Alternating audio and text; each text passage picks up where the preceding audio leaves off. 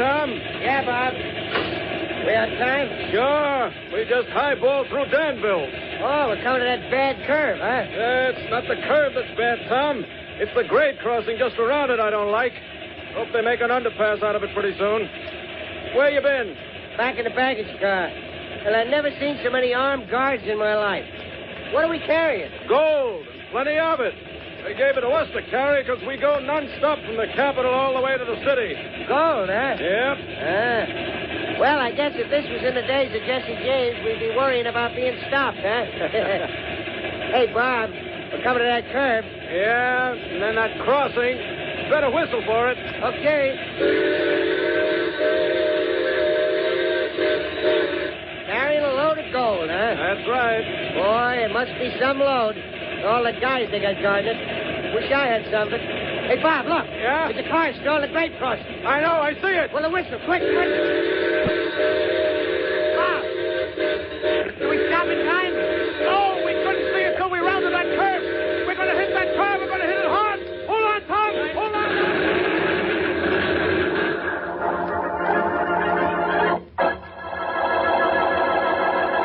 And now on to Dick Calmer as Boston Blackie. Enemy to those who make him an enemy. Friend to those who have no friend.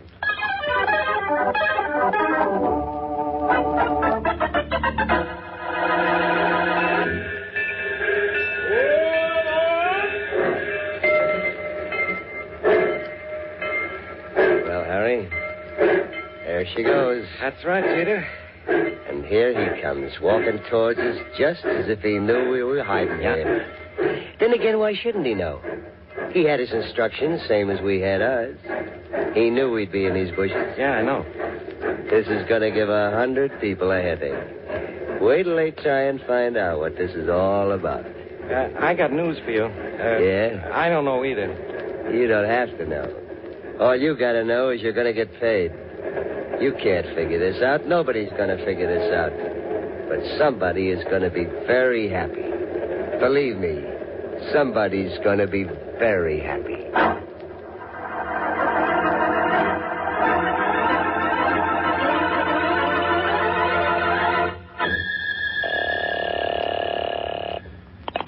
Hello? Hello, Mary. This is Blackie. Oh, hello, Blackie. Are you back in town? No, Mary, I'm not. I'm still down here in Danville, and what a metropolis. It's nothing more than a crossroads with a railroad station. You must love it down there, then. When are you coming back? Well, that's why I called you, Mary. I've just finished my business here, but there's not another train out of here for 6 hours, so I won't see you until late tonight. Come in. What did you say just then, Blackie? I said come in. There's someone just knocking the door. I'll see you tonight, then. Late, Mary. Bye. Bye. Boston Blackie? Mm-hmm. Well, hello, beautiful. Are you Miss Danville or Mrs. Danville? I'm Margaret Perkins, Blackie. I've heard about you, and I need your help. That's what I like, the subtle approach. But I'm sorry. I'm a little out of my territory in this town of yours. You've got to help me, Blackie. I'm afraid my brother is in some kind of trouble. Sounds to me like he's the one who needs the help, then. Sorry, Miss Perkins, I couldn't. Blackie, please. That's the kind of logic I like. You think your brother is in trouble? This note he left me when he disappeared yesterday morning. What does it say? Please read it. Okay. Says, goodbye, Margaret. I'm leaving this town for good and with enough money to keep me going for a long time. Don't try to find me. You never will. Signed, Harry. Well, you noticed what this note was written on, I suppose. Yes, the back of a railroad timetable. And there's a ring drawn around a special train, the Metropolitan Flyer. Well, yes, I noticed that. Well, it's obvious, Miss Perkins. Your brother is going to the city. There's no point in looking for him around here. Well, that's what I thought. Danville's too small for him to be here without my knowing about it. I'll tell you what I'll do, Miss Perkins. I can't get a train out of here for another 6 hours. But I'm going down to the railroad station to pick up my ticket. Maybe that's a good place to pick up something on your brother, too.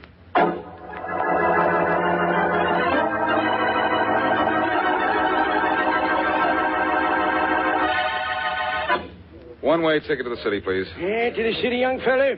And the train out of Danville today again for another 5.5 hours. Yes, I know that, but I'll get my ticket now.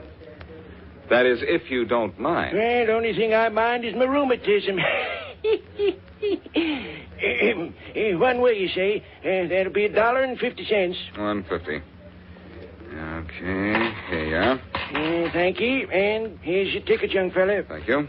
Say, by the way, you didn't see this young lady's brother in here yesterday, did you? Hello, Mr. Washburn. Oh, howdy there, Margaret. Didn't see you. Looking for Harry, are you? Yes. Nope, I ain't seen him.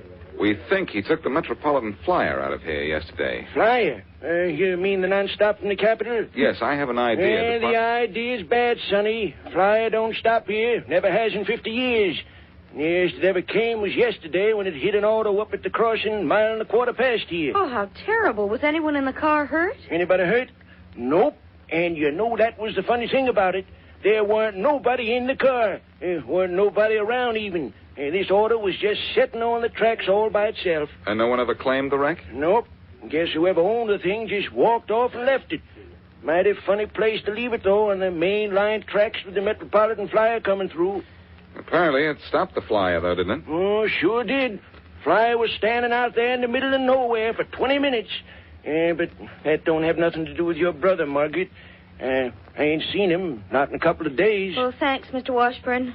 Thanks a lot. Yes, thanks, old timer. It's all right, young fella. And say, Miss Perkins, is there a place in town where we can borrow a car? Why, yes, we can use my uncle's. Good. Let's get your uncle's car and go have a look at that wreck that stopped the Flyer yesterday. Well, if you want to, but I don't Miss Perkins, your brother put a ring around the Metropolitan Flyer on the timetable for a reason. I'd like to take a flyer at looking at that wreck for a reason, too. There's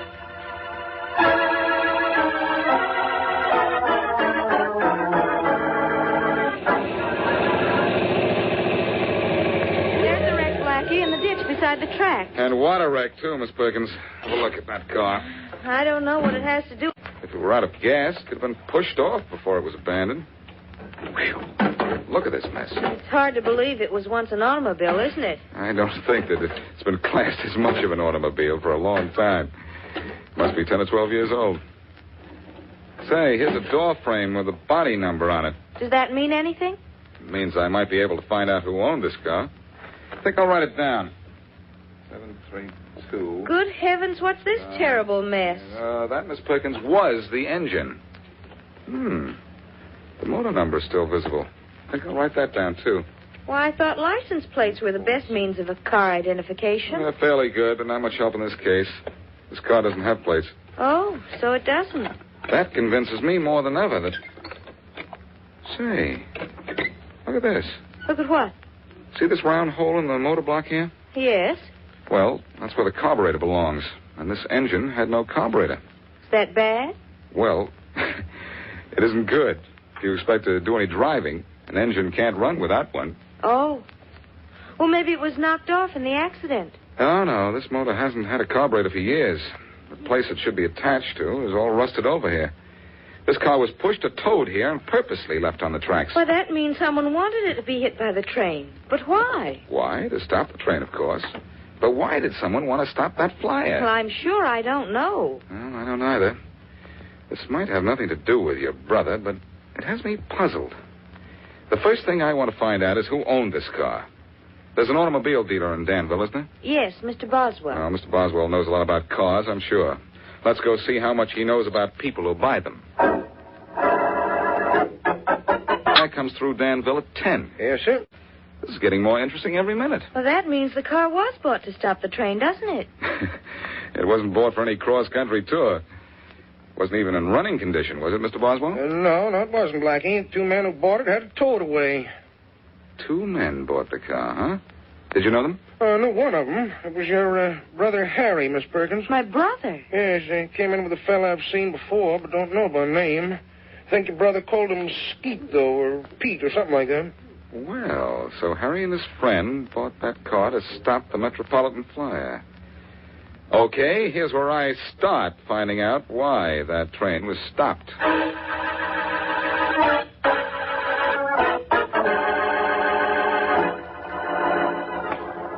Give me your keys, Miss Perkins. I'll unlock the door for you. People in small towns never lock doors, Blackie. You'll come in a while? Yes, it's still several hours before my train leaves, and there's nothing I can do about your brother till I get to the city.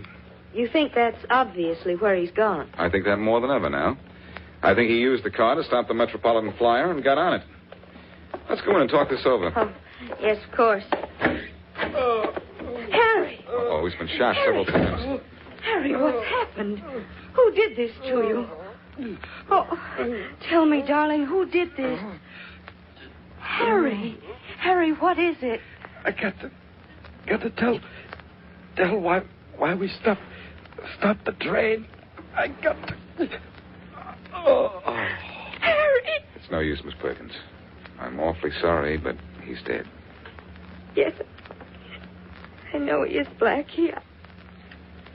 Go ahead. Cry if you want to. It'll do you good. What's this in your shirt pocket here?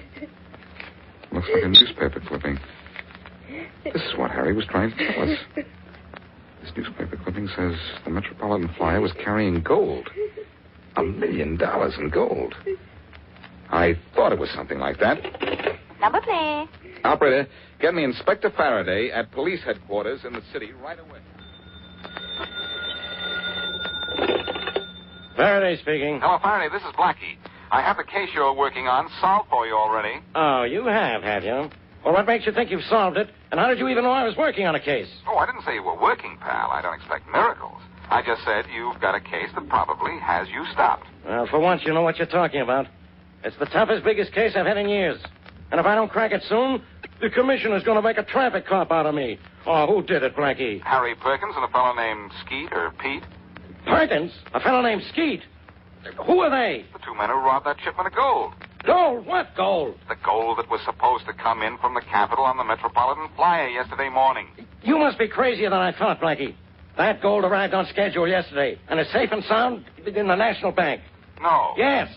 I'm not looking for any gold, begged, borrowed, or stolen. I'm looking for the guy who killed Roger Lane.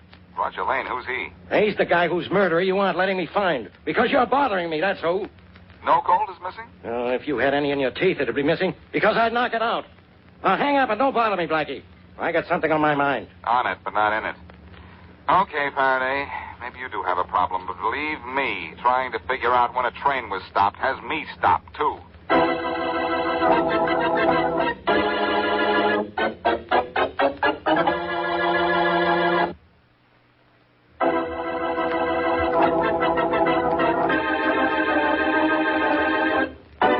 Harry Perkins and a man not yet properly identified bought an old automobile and placed it on a grade crossing, where it was hit and demolished by a non-stop railroad train carrying a shipment of gold.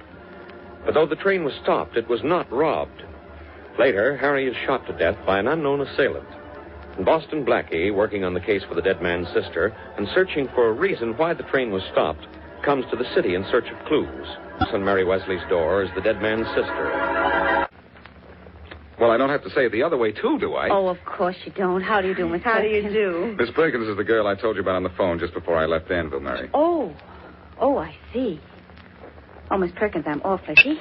I want you to keep Miss Perkins here with you for a day or two until I follow and Flyer. Harry and his killer stopped that train together for a reason I can't understand. Yet. Well, maybe the train was robbed. Well, that's what we both thought, Miss Wesley, until Blackie found out the gold it was carrying wasn't stolen. Yes, I wondered about that. Maybe it was stolen, and Faraday just won't admit it. Well, make Miss Perkins comfortable, will you, Mary? I'm going to make Inspector Faraday uncomfortable.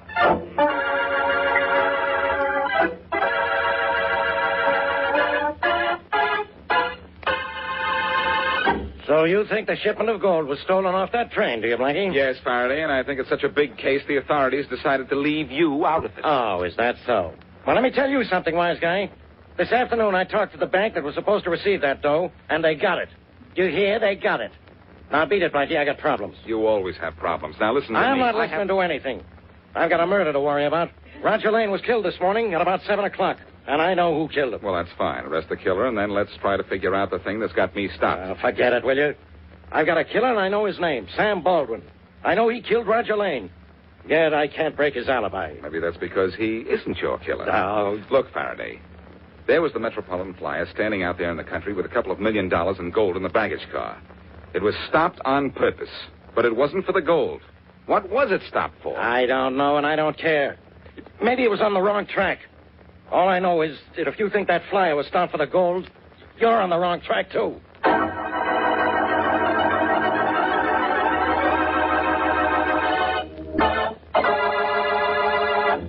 Look, Baldwin, sit there and smirk till your face freezes in a grin if you want to. But I know you killed your partner. You know it, huh, Inspector Faraday? Then why don't you arrest me? Because I don't make arrests until I have proof. Until I can slap a charge on a man and make that charge stick. Then why do you bother me? Can you prove I killed Roger? No, but I can prove you had a motive. No, can you? Yes. Lane embezzled from the company. He stole plenty from you. Mm-hmm, so he did. I can also prove it was your gun that killed him, can't I? Yes, you can, Inspector. I admit it was my gun that killed him. But does that mean that I was the one who fired that gun? I say it does. Oh, but how can that be, Inspector? You forget I was in the Capitol. Or I was on my way back from the Capitol when Roger was shot, wasn't I? Yeah, you were. That's why you aren't under arrest. Yet. And why I'll never be under arrest? Do you think a jury would believe that I shot and killed Roger Lane this morning at 7 o'clock when I boarded the flyer in the Capitol at midnight last night and arrived here at 11? Well, man, I was 4 hours outside the city when Roger was killed. You checked with the conductor. He told you when I got on and off. Yes, he remembered you getting off. That's why... Say, Boston Blackie said something about a train that gives me an idea. You think you have a foolproof alibi, do you, Baldwin? Well, it does prove I couldn't possibly have murdered my friend Roger. Oh, it does it? Well, I'm going to find Blackie, and when I do, I think maybe I'll find a hole in that alibi of yours. I'll see you later, Baldwin. Mm-hmm. You will, huh?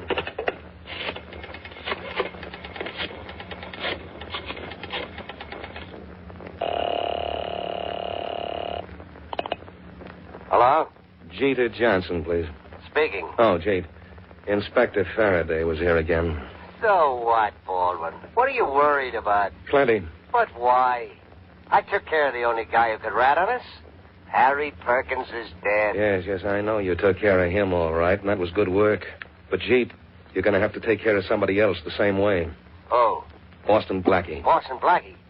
I don't want to mess with that guy. Look, you want to go to the chair for killing Harry Perkins? No, but what does Blackie know about who killed Harry? Nothing yet, but he will pretty soon. Because he seems to know something about why you and Harry stopped that train near Danville this morning. What? He knows why we stopped it? I think he does. And if he gets to the police with it, they'll be able to prove that I killed my partner. Uh-oh. And, Jeet, if I go to the chair for killing Lane, you'll go there, too, for killing Harry. I'll see to it. So, don't you think you ought to take care of Blackie? Huh?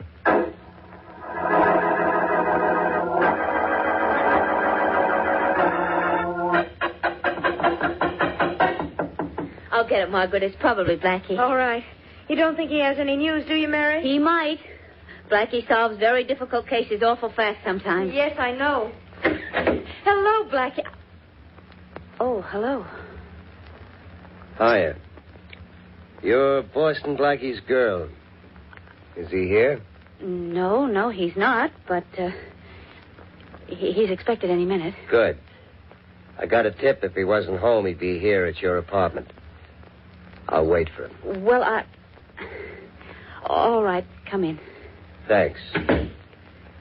Hey, nice place you got here. Why, Jeter Johnson, what are you doing here? Well, Margaret, what are you doing out of Danville? I thought you weren't ever going to leave the place. I'm here because of Harry. He was murdered. They're old friends. He lives in Thomasville, just 3 miles from Danville. And you're an old friend of Blackie's, too. Yeah. Well, this is all very chummy. You don't mind if I wait for him, huh? No, not at all, Mr. Johnson. But do you have to wait for him with a gun? A gun? The outline of a gun is pretty evident in your coat pocket. Okay. So what if I am packing a gun? Just stand right where you are, both of you. Jeter. I'm waiting for Blackie. And what do you want with him? I just want to find out what he knows. My boss thinks it might be too much. That's why I'm waiting for him with, like you say, Miss Wesley, a gun in my pocket. Now, if he doesn't know anything, the gun stays there. Simple, isn't it? Well, what is it that Blackie is supposed to know about? Why the Metropolitan Flyer was stopped. Oh, I'm sure he doesn't know a thing about that. Now, believe me, he doesn't. Sure, I'll believe you right away. There's Blackie now. He'll tell you Look, that Miss Wesley, I'm getting behind that door in the other room. Let Blackie in, but don't say I'm here. I'll let all three of you have it. Don't forget. Don't worry, I wish I could. Okay, let Blackie in. Yes, but in for what?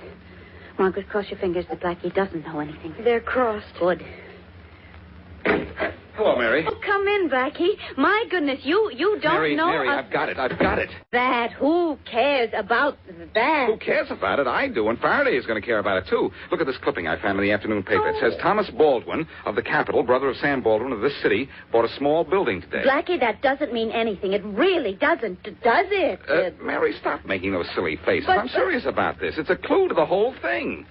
I know why. That train was stopped this morning, to let Thomas Baldwin get off and go back to the Capitol and let Sam Baldwin get on in his place. Oh, but Blackie, that doesn't make any kind of sense. Don't you see that... I certainly do see, Miss Perkins. Sam Baldwin phoned his brother in the Capitol to take the Metropolitan Flyer to the city at midnight last night. Oh. At 7 this morning, he killed Roger Lane. Blackie, you don't know what you're saying. Don't I, though? Listen, by 8:30 or 9, he was near Danville, 50 miles from here, where Harry Perkins and his friends stopped the Metropolitan Flyer with that old jalopy. Oh, Blackie, I don't think my brother had anything to do with that. Look, let me finish, will you? The whole thing works out perfectly. When the train was stopped and the passengers got out to look at the wreck, Thomas Baldwin got off and went back to the Capitol by bus or car. And his brother Sam Baldwin got on the train in his place. That's right, Blackie. Who's that? Blackie, I tried to stop you. Oh, man with a gun. Yeah, a man with a gun. And you're a man with no future. You're the man who killed Harry Perkins, aren't you? That's right. I bought the jalopy with him, only the dealer knew him, so I had to knock off Harry. The name's Johnson. Jeter Johnson. Blackie, I tried to warn you that he was here and tell you not to let on you knew anything about that train. Oh, that was the Afghanistan gag, wasn't You're it? gonna wish you were in Afghanistan in a minute, Blackie. Come on, out the door. You gals, too. We're all going bye-bye. No, they're not, pal. But you are, Johnson. What goes here? Drop that gun, you. Oh, no, copper. Not without dropping you first. Why, you... You both missed Faraday, but I've got Jeter. Oh, no, you haven't, Blackie. Blackie, look out, he's getting away. No, he isn't. Oh, Blackie, what a sock. Mary, please, such language. Well, here he is, Faraday, all yours. And Sam Baldwin is going to be yours, too. You know that? Yeah. I came looking for you, Blackie, to get more information about that train. I heard it all while I waited outside that door. Then you know how Baldwin could have murdered his partner at 7 this morning and still come in on the Metropolitan Flyer at 11 o'clock. Sure. But don't forget, you thought the flyer was stopped because it was carrying gold. Yes, I did. And one of these days, somebody's going to mistake me for a train. I've been carrying you for years.